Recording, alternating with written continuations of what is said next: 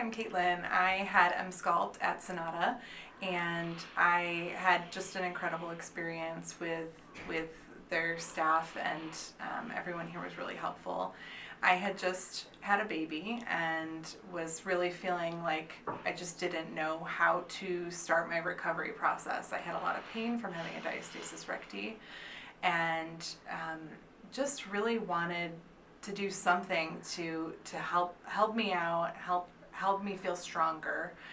And when it was suggested that I try Emsculpt, I was a little hesitant at first, but I figured, something's got to help, and not doing my own exercises were not helping me feel stronger in my abs. So I tried Emsculpt and just really felt immediately stronger even after the first treatment.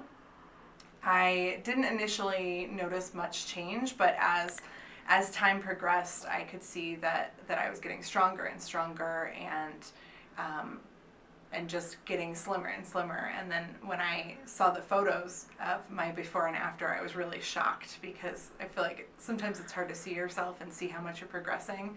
But not only do I feel stronger in my body, I feel more able to get back to exercise. I just feel like the Emsculpt process jump-started my recovery.